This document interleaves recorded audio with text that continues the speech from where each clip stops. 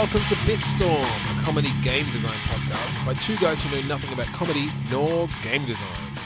I'm your host, Ben Slinger, and with me as always is Trevor Scott. Hello! With us today is, from the S.O.A.P podcast, Daniel Mason. Welcome, Daniel. Thank you.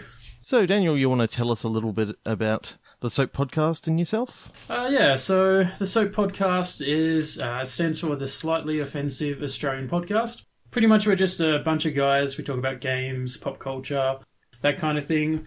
We started after Good Game disappeared.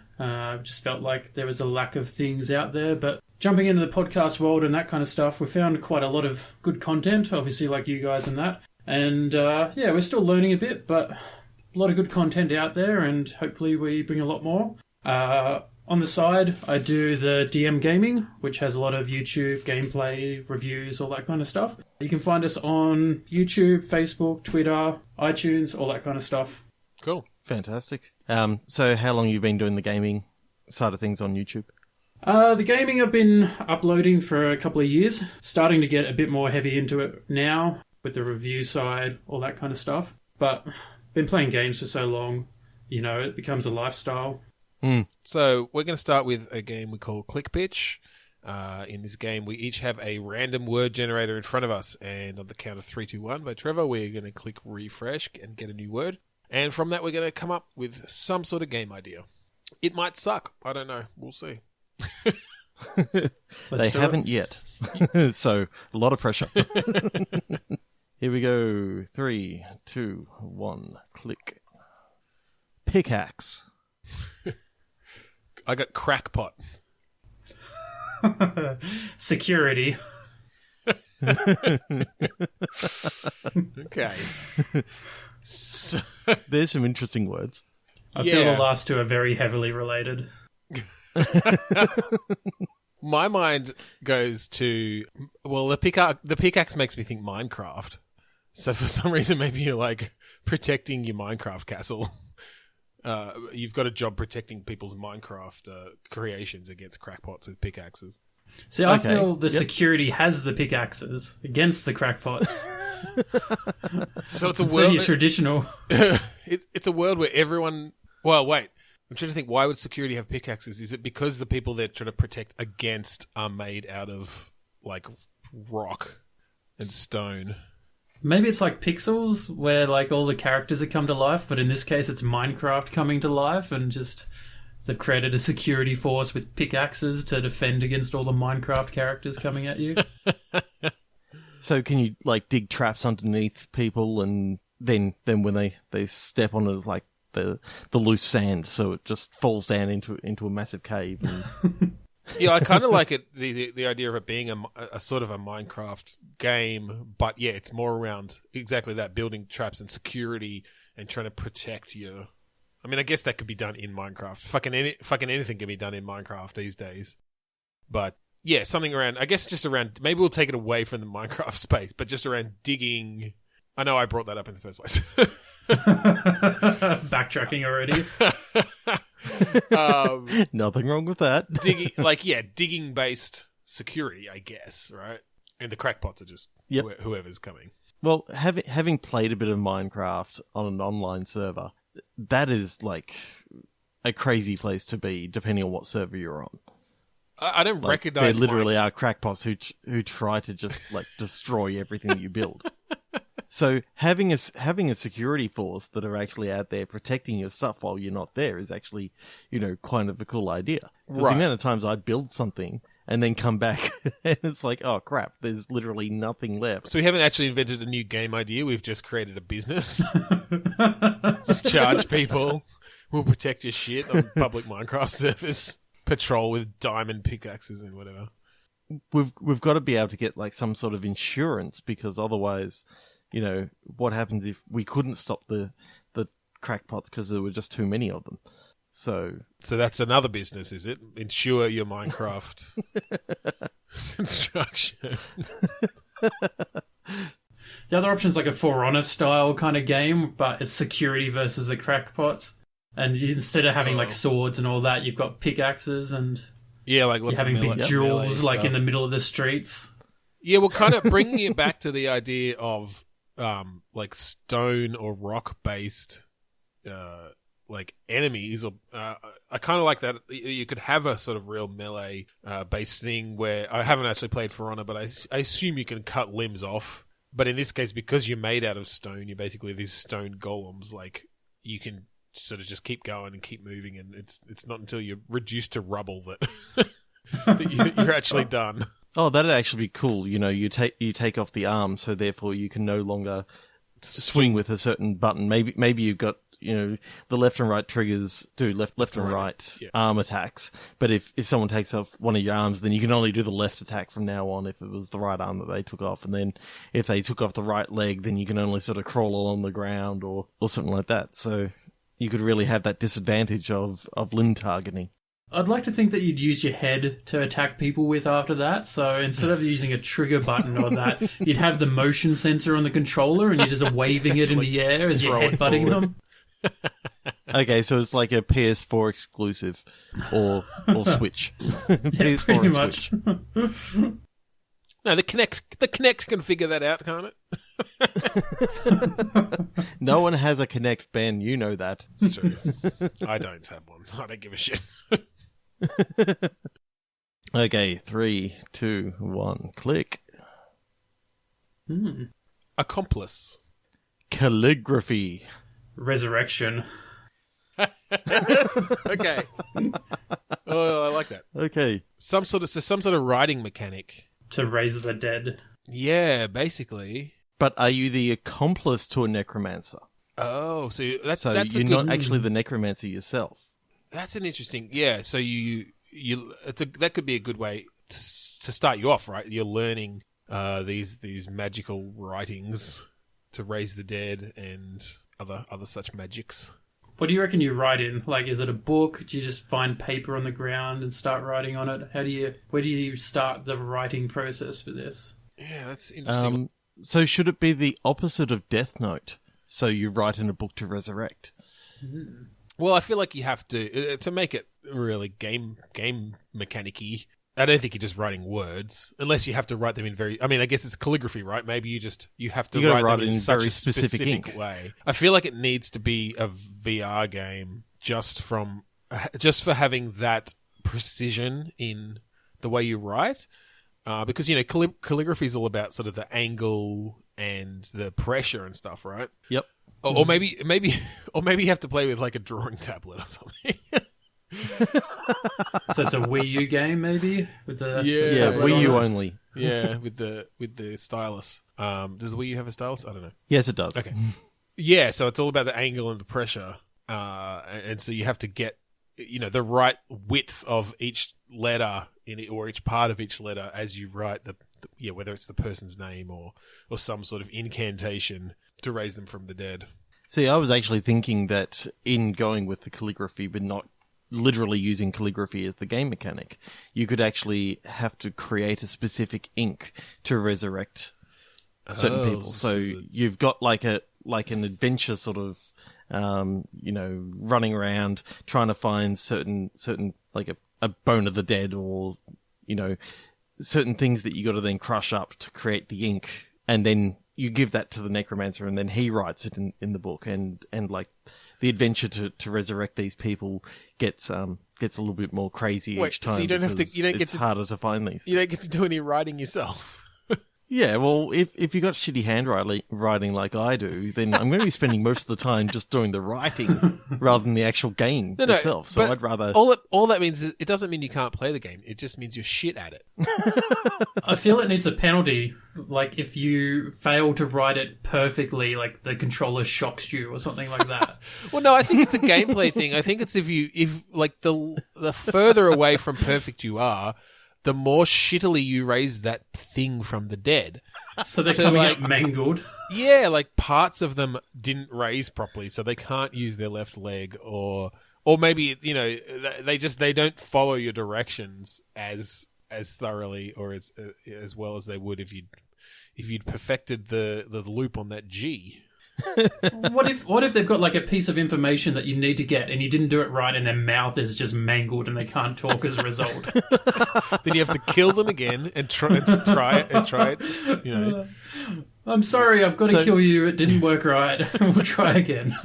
So are you raising these people from the dead for, like, money from, like, their family members? They've come to you and gone, my father passed away and, you know, we think that it was before his time. We'd like you to resurrect him. I think there are a variety of reasons. I still like the idea that you're the accomplice to a necromancer, but maybe, like, the necromancer's full on evil and you have been... You're sort of his assistant, but you don't actually want to follow in his footsteps of evil, so you're trying to, like, solve crimes and shit by raising the dead and stealing his techniques. So a little bit, I'm thinking a little bit like, did you ever watch Pushing Daisies? Where they, you know, bring someone back for a minute to get the information to solve their murder, that sort of thing. And then touch them again to kill them. Yeah, well, so, you know, that could be part of it. If you don't do it well enough, they might not actually stay alive long enough for you to get through the conversation tree to get the information that you need. What if, say, the necromancer, you and him, best buddies, you know, master and apprentice. As you go out, you're resurrecting these people, and each time you do it, you find out something about him that makes you not trust him or that. But if you fail to resurrect them correctly, they don't give you the right piece of information, and so you don't realize that he's actually the bad person of the story. And so if you fail for so long, you know, you fail at the end of the game, it turns out you don't realize he's the bad person and, you know, whatever happens. But if you do it right... Yeah, I was going to say, it could even sort of be more of almost a side arc. Like, you could have a main story that's still related to these game mechanics. But basically, yeah, if you've been doing it so badly that you don't get this information about this guy, it's a complete surprise when he turns on you at the end and you get the bad ending, basically. Yeah. Yeah, that'd be cool. I can also see, you know, the whole solving crime idea of, you know, it starts out with, like, petty crime. You wanted to find out who set fire to the local blacksmith, and so you I'm thinking you raise modern a guy day. who died I'm in not the fire. talking and... fantasy crap. I'm talking modern day. He's He's a modern day necromancer. He doesn't wear the robes and stuff. He's into heavy metal. Maybe it's a combination. Maybe you're resurrecting people from the past, like that are so far in the past. Oh, God. Well, that could be you're like a historian kind of thing, you know? solving cold cases. Well, I feel like that's at least really cold.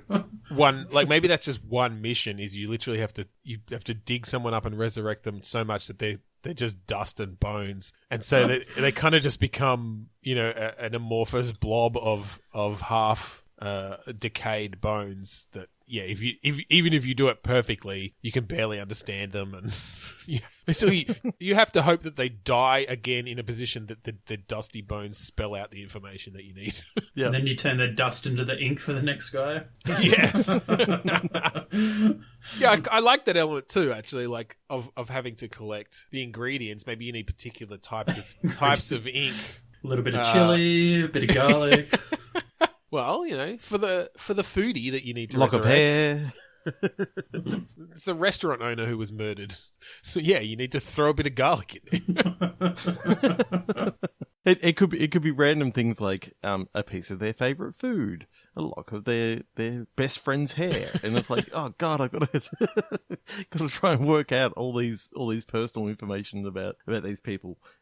And you go on a rather long quest just to find out that it was the wrong guy and you didn't actually know anything about it. I like that. That's cool. That's some good. Yep. That's some good stuff in there. I think we should click again. 3, 2, 1. Spat. Formality. Psychologist. Okay. This is the weirdest game ever. Okay. You're a psychologist at a dinner party, a formal dinner party, and you have to figure out who spat in your food.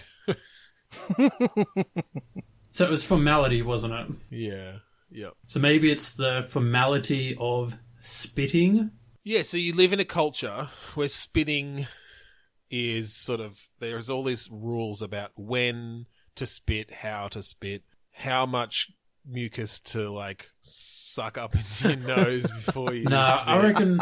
I feel like this is an anime. You know, like how you have Beyblades and all that kind of stuff? I feel like this is like the anime of, like, spitting. Like, you use your spitting attacks and you've got your spitting forms and your...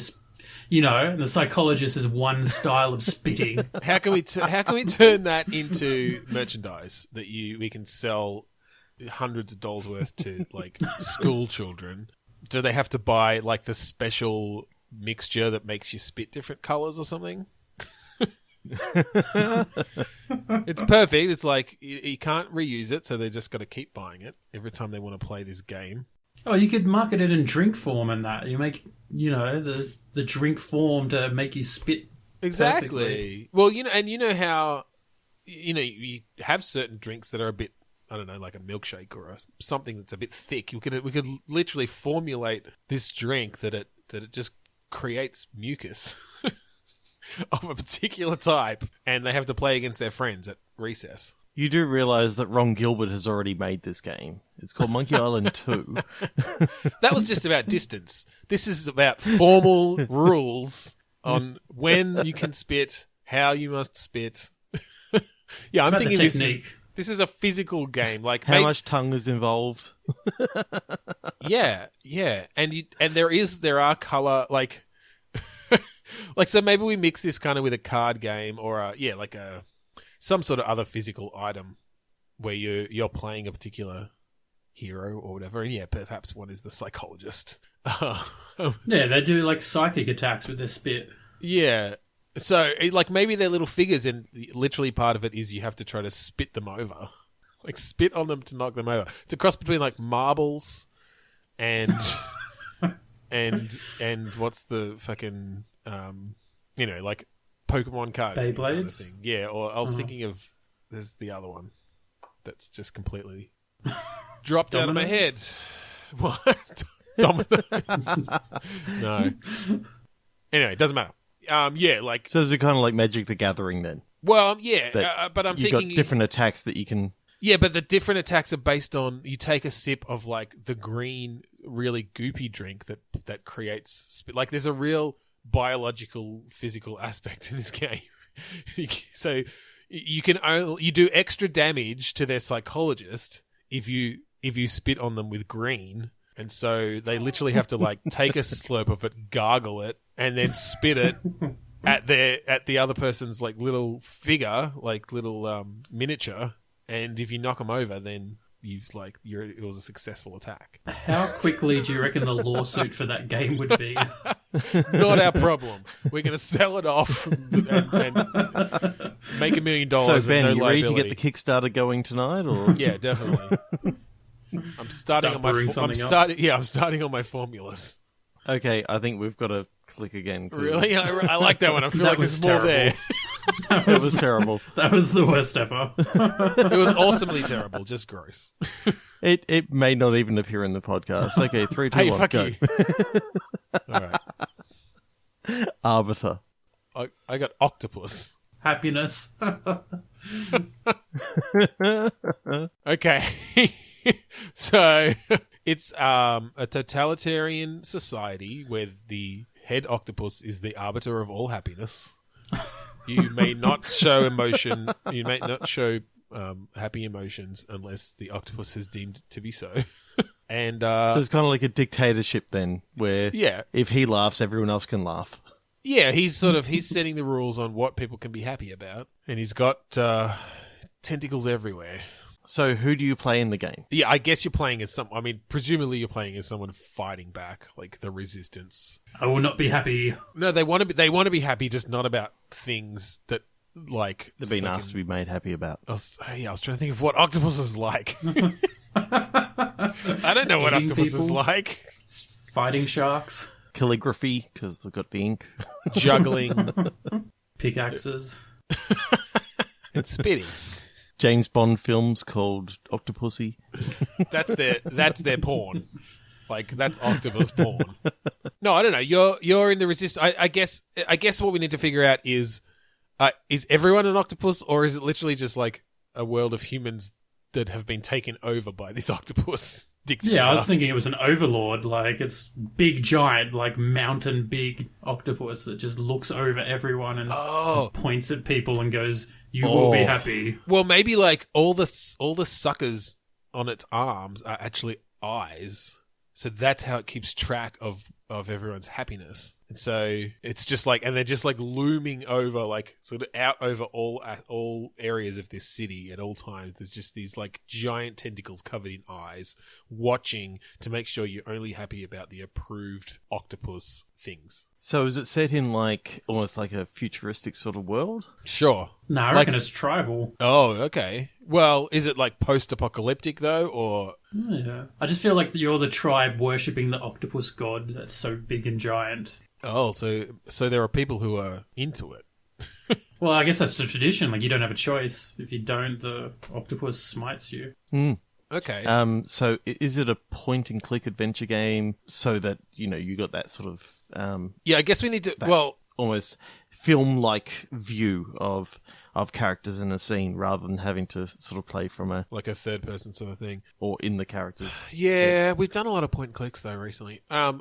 I mean, I think you're right. It probably suits that the most for some sort of dystopic story about this tribe, like this civilization that's just been ruled over by this ancient octopus god that doesn't want them to be happy about anything other than calligraphy and juggling.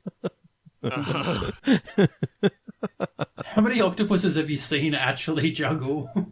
They've got all those arms. 5. They can do it so well, obviously.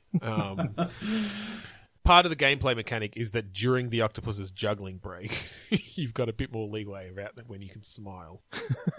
But he only juggles with 3 of his arms at once, and so you have to be in the right place. So is the octopus a literal octopus from Earth? Or is it just an octopus-like alien from another planet who's come taken over your world? It has eyes all over its tentacles, so I assume it's at least genetically engineered. So I'm imagining that maybe on every corner you've got like some people, maybe some circus people dressed up as octopuses, and they're the jugglers to make you think that, oh yeah, all octopuses juggle and they like juggling, and yeah, that's it. There's really what they like there's is sort of this jesters and those sort of things. Well, I think it's just I am thinking more of maybe it's either a third person sort of actiony. Well, not actiony, but like maybe RPG style. I think we need to figure out a way that smiling is a game mechanic, and I think how much you're smiling and frowning needs to be an analog input in some way. So you can't Goes smile. back to the Kinect. Well, no, it doesn't need to be. I think even just like if you push all the way up, or if you put your right trigger all the way down, then you're like fully smiling, and if you put your left trigger all the way in, you're fully frowning. But like you can mix and match it, and only push it down a little bit. So you just need to make sure that if you smile, you've got to be facing someone in the right direction towards something that's on the approved happiness list. But or that you're not being watched, but maybe there's like a real social mechanic that you have to get people's attention, or like like maybe the way that you communicate with other members of the resistance is that you give them a little smirk. But you have to be really quick about it, because otherwise like you get slapped down by the octopus tentacle. Yeah, I'm not sure where else we can go with this. What's the we don't usually do that.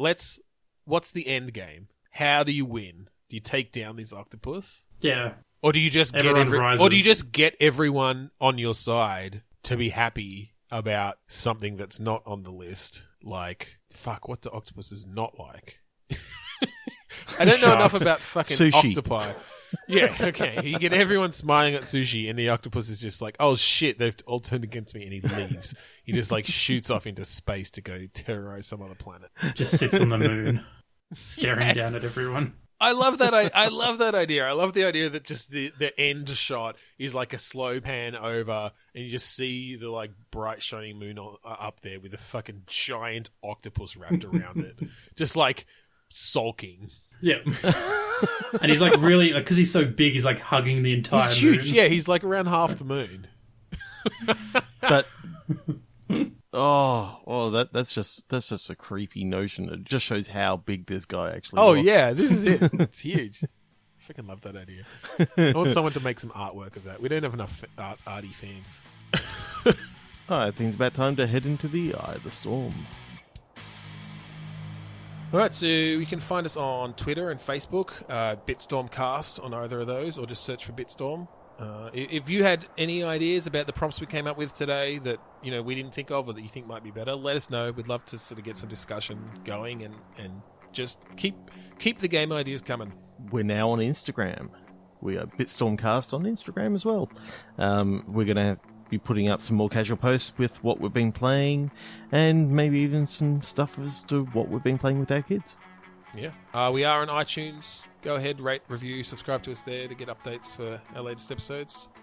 Just search Bitstorm, we come up. Our website is bitstormcast.com. We'd like to thank Kuradust for the use of Mount Defiance, which is the track for our opening and closing, and for Eye of the Storm. Also like to plug Zencaster, zencastr.com. They've provided us with the awesome way for recording our guest and myself. And Daniel, if you just want to give our audience a way to find you online. Yep, so you can find the SOAP on Facebook under the Slightly Offensive Australian Podcast. A bit of a mouthful there.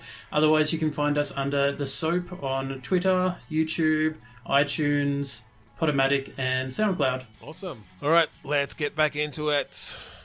So, for those who have only been listening for a little while, you've pretty much only heard us do Click Pitch. But when we started this podcast, we had some ideas for other segments, and the first few episodes we did a few of them, but we're going to move back to one of those tonight. And the idea behind this segment is that we are going to come up with a tie-in game to a movie or a TV show for one that doesn't have one yet, and probably shouldn't, or should, or just one that we think really should and hasn't been done yet or hasn't been done right. So, Daniel, would you like to start us off? I would. I'm a big fan of anything to do with the asylum. So, one of the favourite movies that everyone would have heard of, Sharknado. Nice. It's true, there hasn't been a Sharknado tie-in game, has there? There's so much gold because you're fighting sharks, you're blowing up tornadoes, chainsaws for hands, there's lightning going everywhere. The movies have added so much gold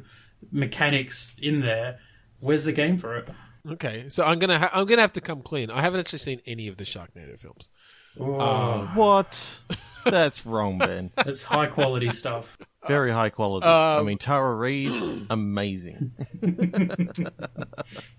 Did she get an Oscar for one of those? Definitely not. So what sort of game mechanics were you thinking there, Dan? Well, you're fighting sharks. That's the main thing, is you're the main character running around fighting sharks. You've obviously got the tornadoes spinning around everywhere and that. So I'm thinking open world kind of thing where tornadoes are persisting in certain locations. You're going to those locations to defeat the tornadoes to stop the sharks attacking everyone.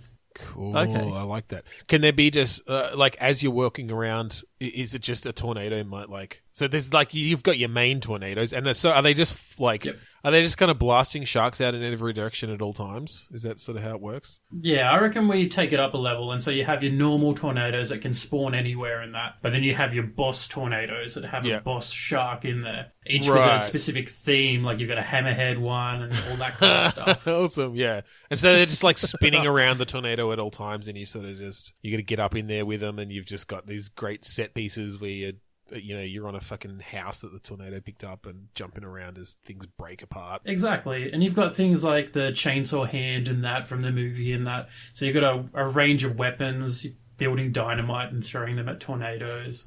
All the fun stuff that we see in video games now. Yeah. But against sharks. That's awesome. You could I can imagine that being that really real awesome. AAA quality, presentation and I'm thinking kind of, set pieces like Uncharted style set pieces where things are just breaking around you as you jump from thing to thing and you have to throw your dynamite. That's really cool. So would you pick any particular movie? Because they've all sort of been set in different locations. Do you have any preferred location that you'd like to start the game at least? I think as you start this, you're going to start coastal. It's called The Fourth Awakens. Yes. I need to They're watch making these a fucking fifth one things. now. I need to watch these fucking things. I feel like you start on the coast and that, and then like I feel like the games like keep ramping it up. So like as you make sequel games, like the entire continents are shrinking as the water levels rising, and instead of it just being a coastal thing, it's like the middle of a continent. Ayers Rock, for example, suddenly is like surrounded in water as fucking sharks are everywhere, and yeah. Okay, so you can really play different characters all over the world and not just be stuck to what was in the movies. You can literally just have, this is happening worldwide, and there's tornadoes everywhere that are just, or sharknadoes everywhere that are just picking up sharks and launching them at people and flooding areas and... Yeah, I feel like you have themes, like you start doing like an Australian themed one, like an Egyptian themed one, and then the sharks like start taking that on. So you got like real Australian sharks, like with hats and stuff like that, just to really throw the quality in there. I'm just imagining the blood down the Nile, and turning the Nile red, and maybe someone's going on about the prophecy of when the river runs red and all this sort of stuff. It could actually be really cool. Instead of the sphinxes, you've got like a shark there all of a sudden. So can we bring like multiplayer into this, and you get to play as the sharks in some way, or as the Sharknadoes, and you're like flinging sharks out yourself? Like they're actually your attacks. Like, so it's like an asynchronous multiplayer where you've got all the people in the area, and you got one person playing the Sharknado. Yeah. It could be like Mother Nature. Could be the multiplayer mode. Sharks out of people. It could be the multiplayer mode of the main game. And it's kind of like and I mean, this game didn't do very well, but kind of like Evolve, right? Where you've got a bunch of players who are playing the humans, and they're against just the giant Sharknado, and they have to figure out a way to kill the one player. Yeah, I quite like that. I quite like that indeed. I'm just imagining some of the boss sharks, as Daniel was saying before. Just some of the set pieces, like maybe you could have it set in New York, and like the side of the skyscraper is just being ripped off, and you're there with your chainsaw hands, massive Sharknado in front of you, and you just jump out and trying to jump go, off the top of the skyscraper straight into the Sharknado, just to try and get rid of all the sharks within. That's it. Just sharks coming at you, flying past you at all times. You're just like slicing them into pieces as you fall through this thing. That's awesome. Any other ideas there, Daniel? I feel like anything Asylum really works. Like, I don't know if you've heard of it, but they've got a really dodgy movie called Aeroplane versus Volcano. So, well, that's a game title right there. I feel like they've already set it all up. So one team's like the aeroplanes, the other team's like volcanoes, like trying to shoot them out of the sky. So you can't move. Literally, you just got control over a series of volcanoes. You just have to blast lava up out of the ground. Yeah, they're the defensive team, and the other team's like flying around trying to dodge them and blow them up at the same time. Oh, that's so literally you've got a whole game series based just on the Asylum movie catalog. Jesus, you can go with that for done a lot of stuff. Oh yeah. I don't think I've seen Ben, do you any want to pitch your movie tie-in at us? Yeah. Hang on. I've got a list here. I'm going to choose one. This is dumb. All right, I'm going to do this one. This is going to sound odd because there have been approximately 30,000 games for this series already. But I'm pitching a Lord of the Rings game, except it's a walking simulator, and it's real time as you take the One Ring from the Shire to Mount Doom. And so there's a real like desert bus aspect to it, where it's like like you have to have stamina. Like getting it there is going to be a huge achievement that very, very few people manage. Didn't it take like months and months in the game in the movie? Yes, yes, probably. I haven't seen them. No, I'm just kidding. I haven't seen them. Yeah, so you have to. It's an achievement. That's it. You have to hand it off to your friends while you sleep. This is going to be a game that's made for like those charity things, like they do Desert Bus for Hope, right? It's going to be Lord of the Rings Walking Sim Edition for Hope, and if that, it's we'll give all this money. We're gonna finish this game. It's going to take a month and a half. 9 months if if we go with my whole thing before. Is that how long it is? All right, well, okay. We might have to cut it down a bit, but it's at least many hours. It's like multiple days. It's kind of like, okay, see that massive mountain? Start walking. In about 2 days, you'll reach it. Well, so I think the thing is that, so like Desert Bus, you have to keep playing it because it veers to the left or whatever, right? Like, what I'm thinking with this one is you can just set Frodo and Sam, whatever, in a direction, and they'll keep walking in that direction. So you can go take a piss, but you risk them being attacked. Like there are basically random attacks from ring wraiths or whatever. I really don't know this series well. Why did I choose it? Am I pretty close so far? Yeah, basically, like there are then fighting. There are literally fighting or hiding or stealth sections or whatever that you have to deal with that come up randomly. So there's your challenge. Like you can't just leave it. If you do just leave it, yeah, they'll keep walking. And I mean, maybe if you're lucky, maybe it's it's a random generated game, right?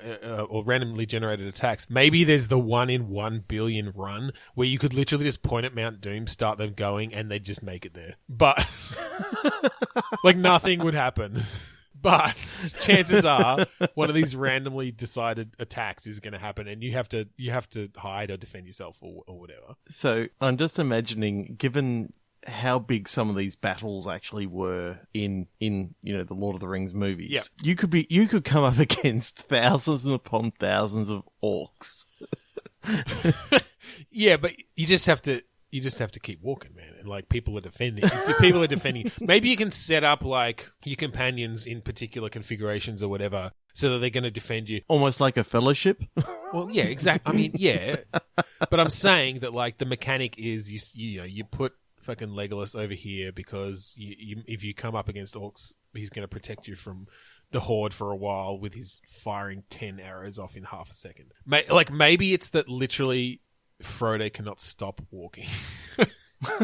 So you just have to find your path of least resistance through these hordes of orcs as the rest of the Fellowship fights them off. And they're just like AI.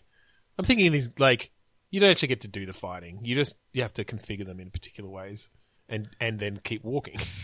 I feel they'd have to have an attitude towards you, like getting really annoyed at you for just continuously walking, not joining in. Yeah, well that's it. Like it'd get pretty boring if between the random attacks. So there's like conversation that happens, and you get to know your Fellowship more so than you ever did in the movies. I mean, the movies only go for what, like 9 hours?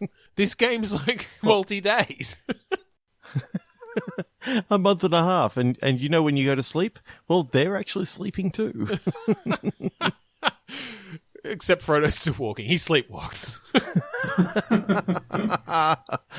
They're just to wake up every hour, catch up to him, go back to sleep. I'm trying to think, is there actually some mechanics in this that are going to make it fun for the regular people to play, other than just like people who currently like Desert Bus for Hope? But it's all about the that's the challenge, right? Like it's the stamina of playing through this game. It's like the people who do the fucking rock band, like every song non-stop thing. I mean, sure, rock band's more fun than this, but people will still do it. Anyway, that's my idea. Any other ideas to do with this one there, Daniel? I was going to say, on a side note, you could have like Pokemon Go with Lord of the Rings, and you're just like walking down the street, and like an orc appears, and you're literally like out on your phone. Like there you go. Maybe that's part of it. Maybe that's one of the things you can do to keep you busy. Because some of the random attacks you get, like it might be like 3 orcs. And so while I can't think of anyone other than Legolas. What's his goddamn name? Aragorn? Sure, Aragorn. That's who I was trying to think of. I couldn't think of it. So while Aragorn is like fighting off the orcs,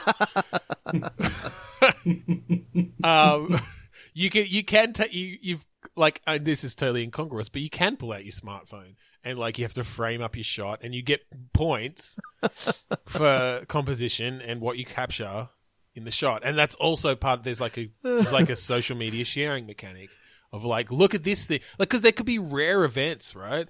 It's not just always orc attacks or whatever.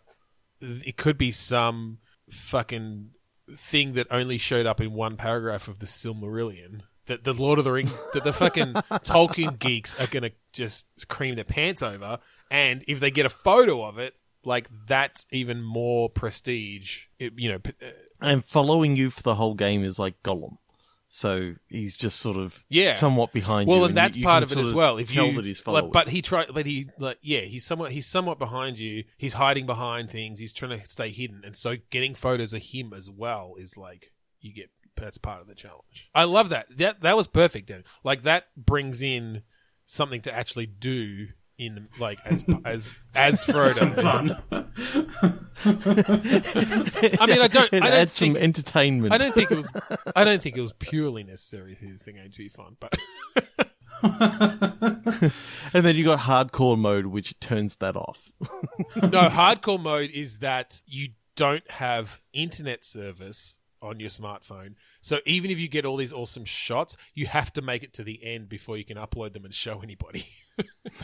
Like, only once you get to the top of Mount Doom are you high enough to get some fucking service. It's just a big tower on the top of the Mount Doom. You have to climb up and you just... Turns out that Sauron's eye is like a Wi-Fi hotspot. You just like... you're just like chatting to Sauron, just his eye. He's just like looking, giving you side eye as you're like, sorry, man, you're holding your phone up. I need to upload these photos. Like, I got this fucking great photo of an elephant or whatever the fuck. Okay. Is that a thing? I think we'll leave your one there, Ben. I like it. Okay. So, yes. Trevor, I've got what do you have? 2 movie tie-ins. All right, well, give me the first one first, because that's generally how we do things. I'm going to give you both, and then I'll let you choose which one we're going to go with. Okay. So, the one that I'm not necessarily leaning towards, but I think you're going to choose, is an action-adventure game based on the Marvel Cinematic Universe. Okay, yeah. Haven't they? Yeah, okay. Where you can literally play any character from any of the sort of very ambitious movies that have come out so far. Yeah, very like ambitious. Marvel Ultimate Alliance. Yeah, and so you can be playing Star-Lord and doing all the stuff in the Guardians of the Galaxy sort of stuff, or you can be playing Iron Man and doing stuff just on Earth. Thor can be in Asgard going between all the different places. So that could be kind of cool. Okay. But the one I've been thinking about all day since Ben said, let's do movie tie-ins, is actually a Zelda Breath of the Wild style take on The Wizard of Oz. Okay. So The Wizard of Oz... Well, that's far more interesting because they're definitely going to make a Marvel Cinematic Universe. Like, how are they not making tons of tie-in games? I don't actually know, but... Yeah. So my main thing is everyone knows The Wizard of Oz. Yes. The Wizard of Oz is, one book in like what feels like 500 million. You literally have to go to Wikipedia, and L. Frank Baum has written something like 50 himself, and then there's like another 50 or so books written after that. So you've got so much content that you can actually pull into this open world. And then having it Zelda Breath of the Wild style where, maybe you have to do the Wizard of Oz quest first, and then everything opens up after that. Okay, so who do you play? Are you Dorothy? I think you can start off maybe as Dorothy, but then you... Are you Toto? It's sort of a you're playing like the side character. No, I mean going along for the adventure. I've read a couple of them. I saw Return to Oz, the movie. Is that what it was? Mm-hmm. With the fucking Wheelers, which took a whole heap of characters from lots of from a bunch of other books. Yeah, that's what I figured. And then just shoved them all together into one story. I'm thinking she goes you can to have Australia quests for in one each of them. Story. Yeah. Okay. I That's feel kind the of neat. important thing is when you open a new part of the map or that the house lands on someone else. Like, that's every time you open a new area. That's just how you get around. It's like, all right, we're done with this area. Get back in the house. Summon a fucking tornado. Which seems to be a theme. Summon a Sharknado. And it's like, all right, who am I going to land on in the next one? Hopefully it's a villain. But it's really weird that, when they've never even thought about making an action-adventure game within the Oz world. I mean, it's ripe with so many different stories. You think kind of action platformer sort of thing? Like a bit of I'm thinking Crash Bandicoot sort of I don't know why I went Crash Bandicoot. That's the wrong tone, but that's the gameplay. Yeah. Like Jak and Daxter. But in a very open world. Yeah. So I love the idea of whatever you can see, you can walk there. Okay. I mean, that's one thing that I absolutely loved about that makes Breath sense. of the Wild. That makes sense for something like, a setting like Oz, where there's sort of these big, fantastical kind of areas. That's cool. Yeah, you see the Emerald City in the background, way off in the distance. Yeah, but you can get there. Like that's that's your final section of the first whatever. So I was thinking for the first part of the game, you want the whole follow the yellow brick road thing. So that makes sense. Bit of a tutorial. Oh, from what I remember of the movie, you're in the east with the Wicked Witch of the East.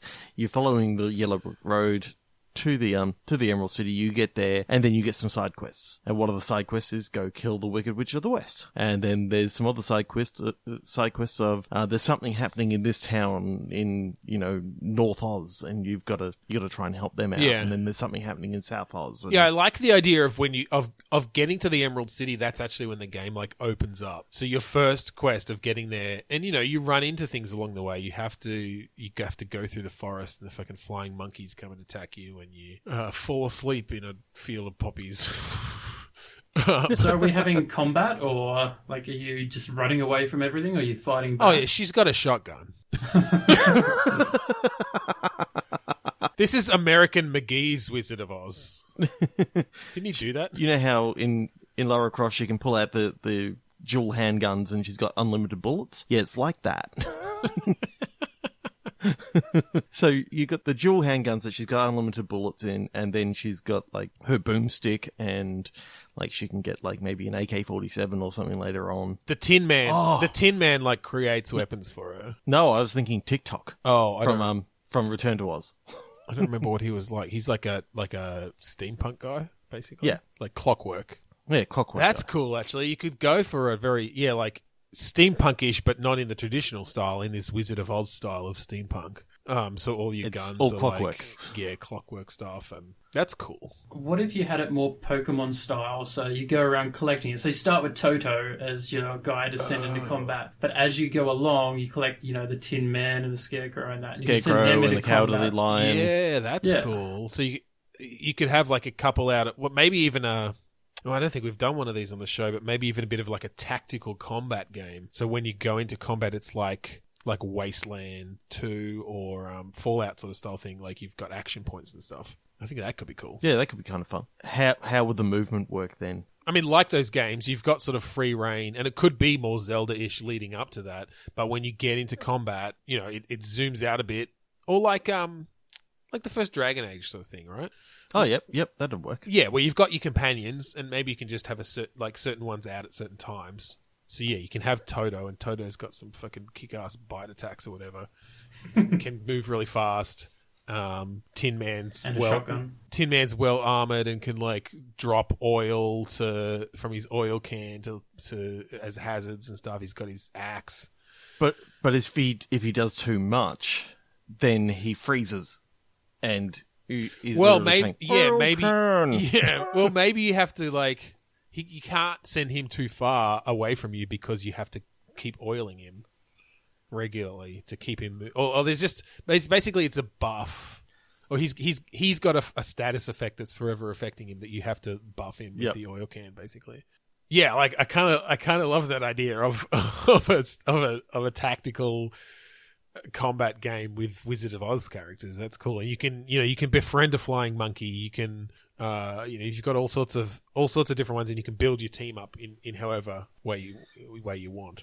And you can literally go to the Wicked Witch of the West anytime that you want and just throw a bucket of water on her, and then it's the easiest quest of the game. Everyone knows that, so you can leave that till a later stage. It's basically the tutorial. Like I said, I really like this idea of the whole first book or movie is basically just the opening to the game, and once you get to the Emerald City, that's when the whole thing opens up, and you meet a ton of characters and you get a bunch of quests, and one of them is to take out the Wicked Witch of the West, and maybe you have to do it first or something. But yeah, it's not hard. You have to do it because she's captured the the Tin Man and the Scarecrow and all that sort of stuff. So like to start off, yeah, exactly. I mean, maybe leading up to that point, all your combat has just been you and Toto, and that's that you have to do that quest to open up and get more companions to then for the rest of the game. Yeah, well, there could be achievement for getting through the whole game with just Dorothy and Toto.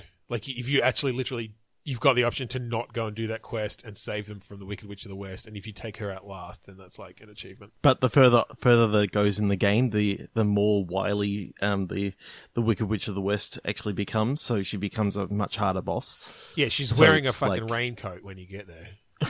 She's got an umbrella. She's got an umbrella. Maybe your choices like have a chance to turn you into a wicked witch. Like if you start doing like bad things, like you slowly get corrupted and you become one of the wicked witches. That's cool. Oh yeah, because you got the ruby slippers on or whatever it is, and and you know how you're gradually being corrupted. Yeah, because they were the wicked witches of the Easts, right? Maybe. Yep. She had those stripy socks. Maybe that's like a gauge of how corrupted you're getting, is how stripy your socks are. Like it slowly starts spreading up your legs, this like stripiness. And then after it gets really stripy, then you start turning, green a mottled green. Yeah.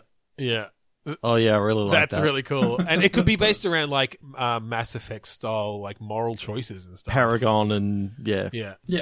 You've got Emperor, Wizard and witch choices or something. Although I guess the wizard wasn't like the best character, like the most ethical of I see the characters. wizard as like your initial quest giver, kind of like in Grand Theft Auto. You got an initial quest giver, and then once he leaves in his balloon, you can start getting quests from other people. Glinda, the Good Witch of the South, or whatever it is, and TikTok, whoever the Good Witch of the North is, and TikTok and. Well, the wizard's your upgrade guy because he gives, the heart, the brain, and all that kind of stuff. Yeah, but he doesn't give you shit.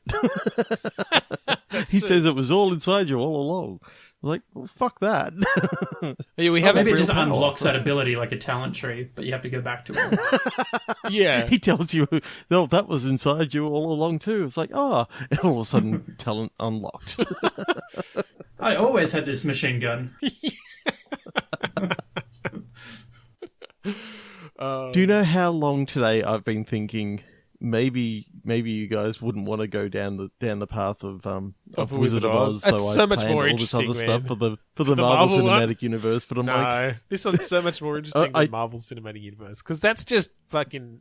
I mean, you could go places with that, but that's just classic action gaming, right? Mm-hmm. Like I said, Ultimate Alliance is already out. So yeah, there's already games that covers. do that. oh yeah.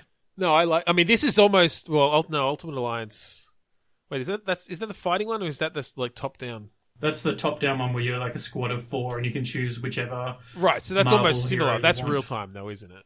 Yeah. Yeah. I'm amused that we kind of almost went in that similar way, like top down squad of Wizard of Oz characters.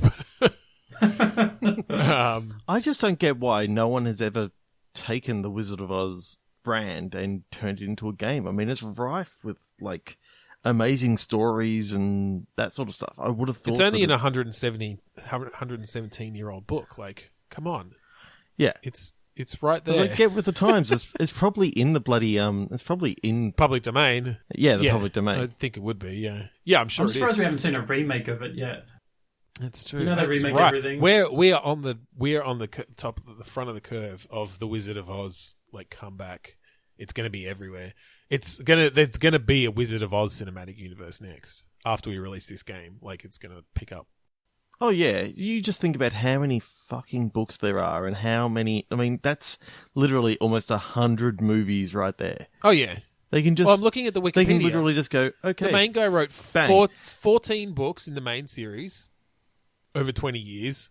A bunch, like maybe another 10, 15 sort of side books. And then Ruth Plumley Thompson took over and wrote like 25 more. Well, and a bunch of other authors since then. They've been coming out for... The last one came out in 2006. Yep. You've got... And it's literally about... It's literally about Toto. It's called Toto of Oz, and he like sets out on a quest to get his growl back. Well, that's what that's I was awesome. going to say is if you take the first movie and you've got the Tin Man, the Lion, and all that, if you do it like an Avengers style thing where you set a movie for each of those characters, all building up to the actual Wizard of Oz movie, you know. Fuck so yeah. you've got That's backstory on basically- Toto. That's your Civil War right there. Like, And you can bring in the wicked the redemption story of the Cowardly Lion, man. Like, why is he cowardly? Let's get into his backstory. Finally gets over the trauma from his childhood. the backstory of the Wicked Witch of the West, which in the movie in the stage show Wicked, she's actually reasonably good Sympathetic. and all that sort of stuff. It'd be you could do so much with DLC. You could do so much with gameplay. I'm seeing this as the next big property. Definitely. I'm that Toto movie, man. Like, it's gonna be awesome. Yep. Okay, All right. let's go into our final segment. That was the best thing we've ever done. All right. So, what we do in this final segment, Dan, is I'm going to ask you a question. What is your most anticipated game at the moment? What are you looking forward Anticipated game. Oh, most of them have already come out. Maybe Cyberpunk. to? Cyberpunk. Okay. So, what we're going to do is we're going to throw away everything you know about that game. And Not that much yet, so... No, I know there's not much.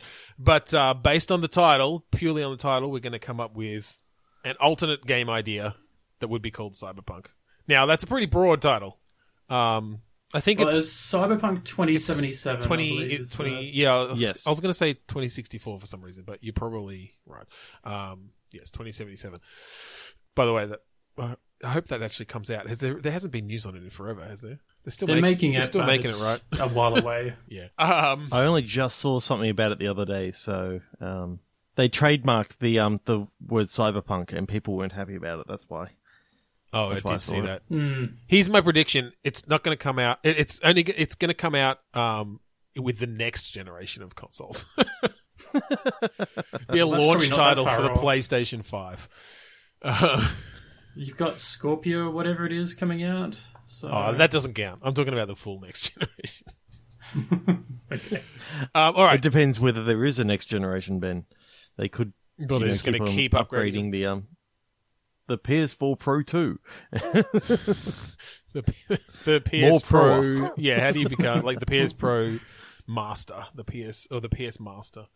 What's above professional? The Pro doesn't even make sense for PlayStation 4. Like, why is it a PlayStation? Because Pro is professional, surely, right? Like, is that short for anything else? So it's like the original PS4 was an amateur.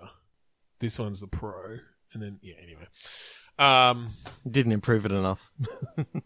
Well, I just mean it's a gaming machine. Like, I guess it's a professional game. Anyway, besides the point. So, Cyberpunk 2077.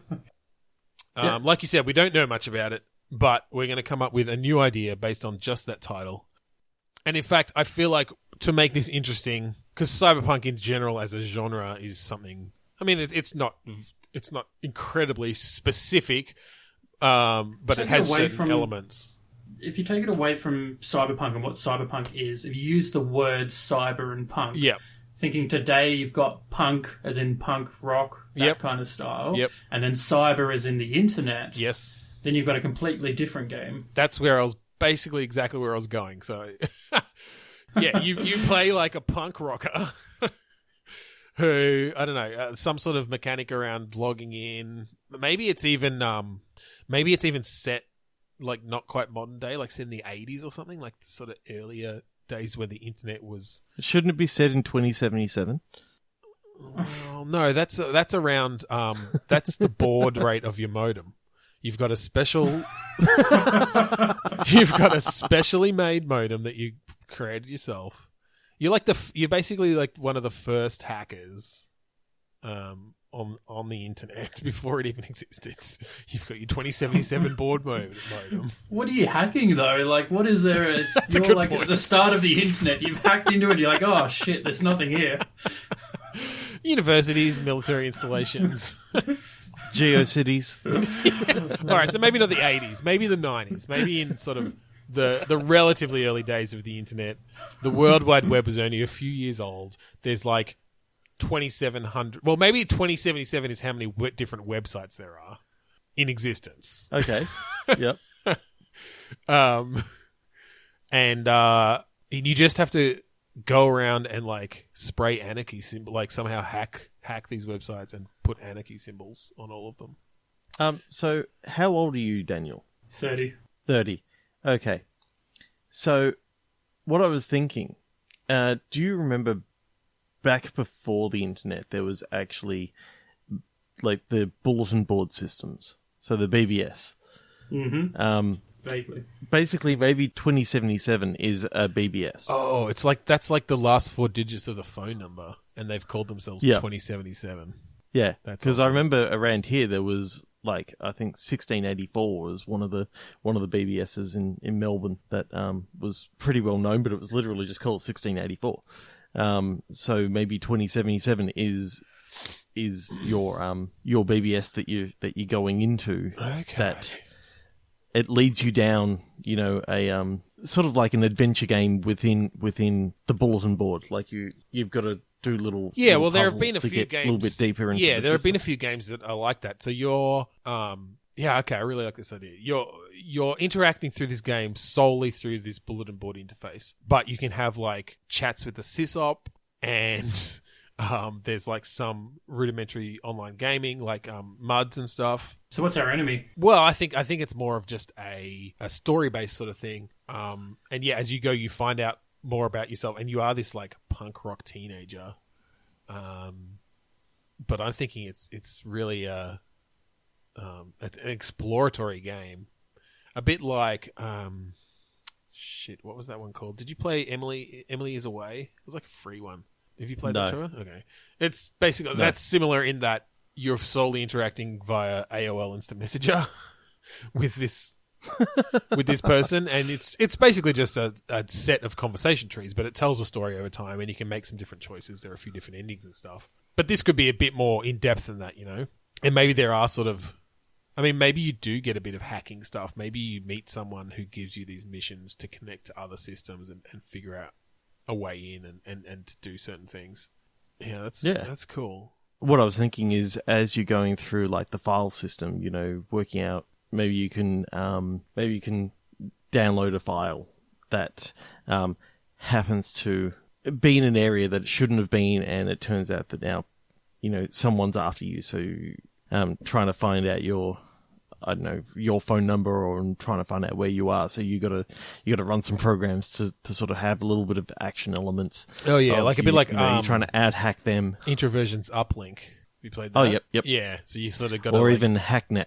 Yeah, okay, I haven't seen that one, but yeah, you got to route through proxies and things to like. I reckon that could be a bit of fun. Yeah, that's cool. And it opens up a little bit more of the story that maybe there's some. I don't know, if you're a punk rocker, then maybe it's like some glam metal fans who are trying to take over the music world, and you've stumbled across the last line of defense of punk rock. Some pimply teenager. Yep. What do you think, Daniel? Music through the internet. Yep. Yeah. back in the late 80s, sending midis or something. If that, little programs that use your PC speaker to replicate fucking the Ramones. That'd be awesome. Cool. I like it. Awesome. All right, so I think we're going to finish it up there for today.